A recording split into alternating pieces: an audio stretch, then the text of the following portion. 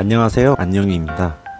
제가 코칭을 어린 나이 때부터 시작해보며 여러 사람을 만나왔지만 예전이나 지금이나 똑같은 유형은 항상 있었습니다. 한 친구는 저에게 여러 질문을 하며 적극적으로 저에게 취업에 관한 문의를 했습니다. 스터디 얘기를 하면 조금 더 도움이 되겠다 생각해서 얘기를 했지만 답변은 천천히 준비하고 싶다고 합니다. 응? 취업을 천천히 준비한다고요? 그럼 나이는요? 여러분들이 가장 무서워하는 공백기는요? 저는 이런 유형을 보면 그냥 말합니다. 굳이 뭐 똑같이 30년이나 시간을 뒀는데 왜 다들 다를까요?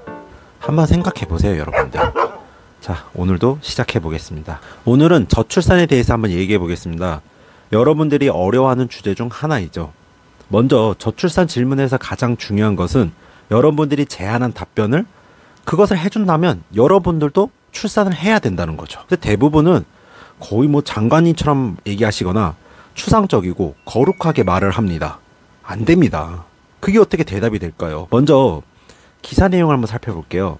뭐 고물가, 고환율, 고유가 이런 시작에도 은행은 꾸준하게 따뜻한 행동을 하여 국민들에게 필요한 서비스를 제공하고 있다는 내용입니다. 이걸 보고도 과연 횡재세나 뭐 그런 것을 걷자는 미친 소리가 나올까요? 사실 은행들은 ESG 경영을 되게 많이 하고 있고 여러분들 모르게 많은 금액을 투자하고 있습니다. 저는 국회의원들이랑 더 냈으면 하는 마음이네요. 계속해서 하나은행이 저출산 극복에 필요한 보육 시스템에 5년간 300억 원 규모로 주말 및 공휴일에 47개소, 365일형의 3개소, 총 50곳의 어린이집을 만들자고자 하는 뉴스입니다.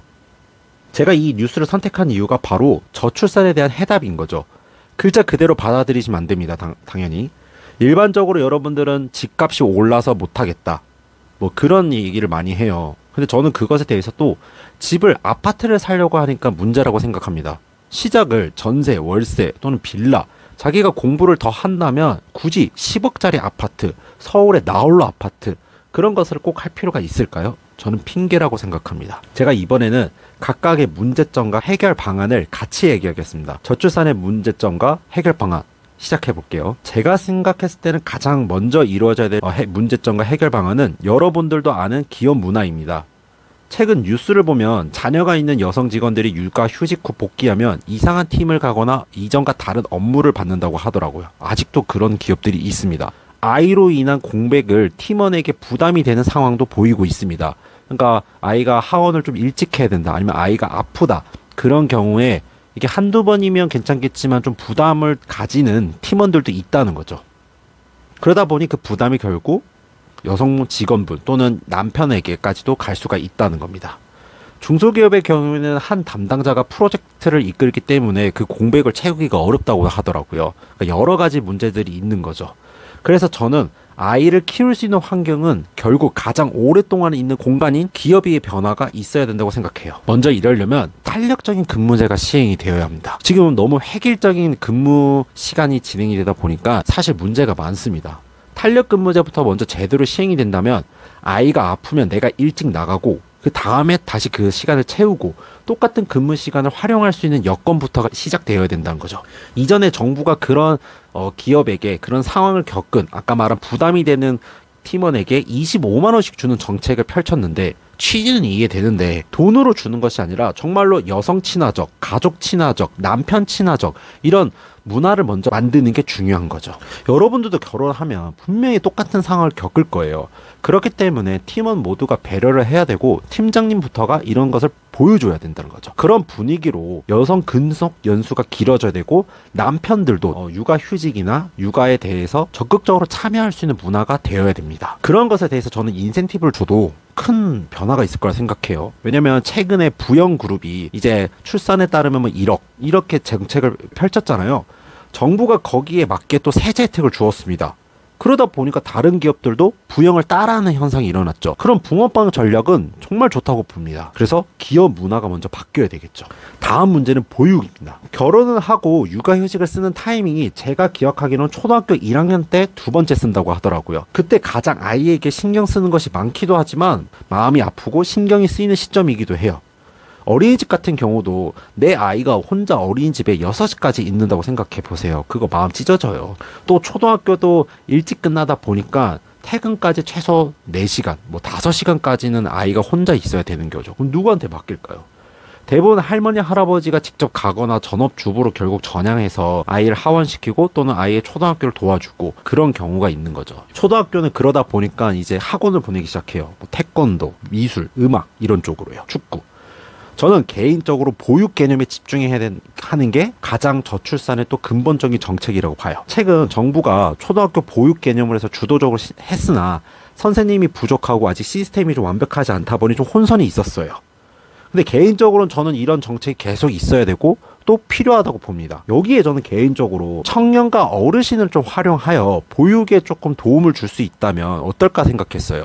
그러니까 실버 산업으로서 어르신들 같은 경우는 노하우도 있고 또 다양한 어떤 사고가 있기 때문에 많은 것을 할 수 있다고 생각합니다. 아니면 청년들도 또 어르신들도 함께 아이들이랑 함께 간단한 교육을 구성한다던가 아니면 박물관 견학 뭐 이런 시스템을 만든다면 충분히 여건이 될 거라고 생각해요. 여기서 어떤 사람들은 뭐 이 문제가 더 생기지 않겠냐라고 하는데 문제를 삼으니까 문제가 되는 겁니다.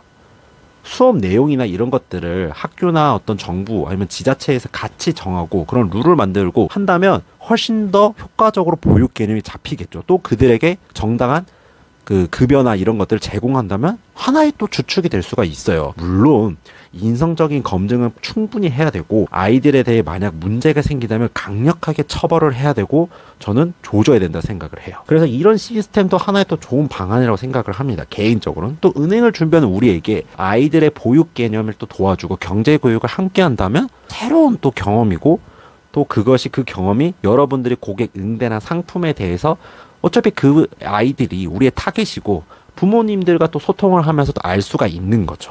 또한 정책적인 측면으로도 한 번 더 보겠습니다. 제가 슈카를 보면서 가장 큰 공감을 얻었던 내용이 국민연금 얘기 중에 지금 정책은 2030 세대를 위한 정책이 없다는 것이었습니다. 사실 저도 체감을 해왔지만 마땅히 대안이 없어서 여러분께 어떻게 설명할까 고민한 결과 예시를 찾았어요. 최근에 용산에 뭐 분양 하나가 있었습니다. 근데 이게 10억 정도 되는 금액으로 좀 큰 금액이었어요.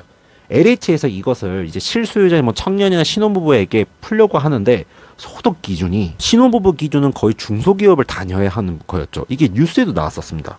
이상하지 않나요, 여러분들? 중소기업을 다니는 부부가 10억짜리를 감당한다? 물론 LH라고 해도 그래도 저는 감당할 수 없다고 봐요. 이렇기 때문에 2030 세대를 위한 대책이 필요한 거죠. 제가 부동산을 예시를 들어서 그렇지만 여러분들이 일반적으로 대기업을 가거나 소득이 되는 중견기업을 가면 또는 소득이 높은 중소기업을 가면 이런 혜택들을 다 못 받는 거예요.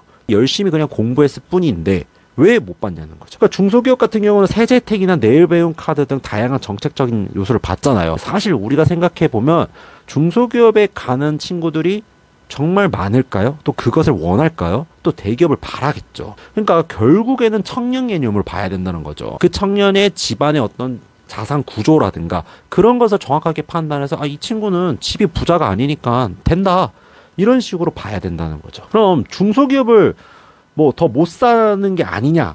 근데 제가 말하는 건 아까 말했죠. 집 자체가 부자인데 그런 용산이나 그런 게 된다면 결국 빈입이 부입가 더 커지는 겁니다. 오히려 그냥 자수성가해서 그냥 대기업, 뭐 표현이 이상할 수 있지만 대기업을 가거나 내가 소득이 높아지면 그냥 내가 열심히 한 거예요. 그거에 대해서 탄력을 더 받게 해야죠. 그래서 다들 모두가 열심히 일할 수 있고 근로소득으로서 집을 얻을 수 있구나. 우리가 조금 더 우리 얘기를 할 수 있구나라는 구조가 만들어져야 된다는 거죠. 지금 내가 중소기업이나 내가 뭐 이런 집도 못 구하고 있어. 대기업 다니고 있는데. 근데 우리가 정치나 정책에 어떻게 관심을 가질까요? 그래서 개천에서 용날 수 있도록 2030 세대를 돈으로 지원하는 것이 아니라 그들의 세대의 얘기를 들어보고 필요한 정책을 만들어야 되겠죠. 마지막으로는 청년 취업이에요. 취업이라고요? 여러분들 이거 아세요? 대한민국 서울의 초혼 나이가 34세라고 합니다. 지방은 조금 더 낮고요. 이 말은 보통 30대 취업을 해서 뭐 어느 정도 연애도 하고 시련도 겪고 그러다가 결혼을 한다는 거죠. 34세면 애를 낳고 애가 이제 대학교 갈 때쯤 군대 전역하면 환갑이네요. 그것도 평균이니까 더 늦게 하는 경우도 많아요. 평균이 많이 늘어나긴 했어요. 기존에는 제가 알기로는 34 이전이었습니다. 여러분은 지금 결혼할 준비가 되었나요? 근데 취업이 지금 또 오지기 힘들잖아요. 그러니까 이게 저출산이 저는 이어진다고 보는 거예요. 앞에서 다 이러고 있는데 내가 지금 한다고 어찌 될까? 애까지 힘들게 하지 말자. 이렇게 판단한 친구들도 있는 거예요. 그래서 결혼만 하고 애는 안 낳아. 저는 이런 대안으로 여러분에게 중소기업을 가라. 뭐 이런 말은 절대 하고 싶지가 않아요. 근데 확실한 거는 이런저런 상황이어도 될 놈 될은 맞잖아요. 우리가 취업을 열심히 해야 되고 준비를 확실하게 해서 명확하게 우리가 빠르게 준비를 해야 된다는 거죠. 근데 이거를 하려면 저는 가장 선행 조건으로 정부가 규제를 풀어야 돼요. 지금 벌써부터 포퓰리즘 뭐 20만 원씩 뿌리자고 하는데 여러분 25만 원 뭐 하게요? 도움도 안 됩니다. 지금 국가 빚이 GDP 대비 1000조예요. 그것보다는 지금 산업의 흐름에 맞게 규제를 풀어주고 인재를 양성하는 데 집중을 해야 되죠. 우리 아직 AI 기본법도 국회의원에 못 넘어갔다잖아요. 국회에. 그게 뭐 하는 겁니까? 아직도 서울대 컴공은 30명입니다. 그런 것들을 풀어줘야 현차, 삼성에서 더 채용을 많이 하고 또 늘릴 거잖아요. 그렇게 해야 우리가 취업이 빨리 되는 거죠. 지금 또 예시 들어볼까요? 홍콩 ELS 사태가 터졌어요. 금강을 정부가 자꾸 뭐라 하니까 결국 배상안을 만들었습니다. 그래서 어느 나라가 관치금융으로 야 니네 잘못했으니까 배상안 만들어라고 합니까? 투자를 했는데 왜 우리가 그걸 해야 되는지 저는 잘 모르겠어요. 물론 불안전 판매 요소가 있는 거는 배상을 해야 되지만 그걸 어떻게 판단이 될까요? 결국에는 은행은 판관비를 줄이고자 채용을 줄이고 있잖아요. 오늘 요번에 국민은행 보세요. 몇 명이에요? 예전에 국민은행은 하반기에 뽑던 기업이고 000명이었어요. 많이 뽑았습니다. 근데 많이 줄어들었죠. 옳다구나 하고 줄였겠죠. 판관비를 줄여야 되니까. 결국 우리들의 생각과 우리들의 견해를 펼치지 못한다면 이렇게 되는 겁니다. 그래서 이런 것들이 먼저 해소가 돼야 취업이 이루어지는 거예요. 저는 여러분이 면접에서 적어도 여러분들에게 도움이 되는 복지와 정책의 이런 상황적인 요소들 다 따지면서 생각했으면 좋겠습니다. 답이 있는 건 아니에요. 사람마다 요소가 다 다르고 살아온 환경이 다르잖아요. 근데 확실한 거는 허황되거나 추상적이거나 장관님처럼 말씀할 거면 뭐하러 얘기하는 거죠. 하나은행 같이 어린이집 보육에 대한 개념과 같은 거죠. 제 팀원은 알 거예요. 제가 이걸 한 2년 전부터 야 저출산 나오면 그냥 어린이집 얘기해. 근데 보아요. 결국 하잖아요. 그러니까 우리가 조금 더 우리에게 필요한 얘기를 한다면 실제로 그게 답이 될 수가 있다는 거죠. 여러분들도 제가 얘기한 본질을 바탕으로 고민하는 시간을 가지고 치열하게 고민해 보세요. 그리고 말로 충분하게 연습을 했으면 좋겠습니다. 긴 저출산 얘기했는데 제가 다소 좀 흥분하거나 그런 게 있어도 여러분들 끝까지 이 내용을 계속 들어보세요. 그럼 도움이 될 겁니다. 좋아요랑 구독 꼭 부탁드릴게요. 제 조회수로 나오는데 좋아요가 안 나오면 사실 제가 유튜브 하는 의미가 없잖아요. 수익성이 아니기 때문에. 그렇기 때문에 모두들 좋아요 필수적으로 해주시고 댓글도 편안하게 잡아주시면 제가 관련된 뉴스나 또 여러분들이 궁금한 거 면접 이것 좀 도와주세요 하면 그것도 유튜브로 제가 도와드리겠습니다. 네, 오늘도 좋은 하루 되세요.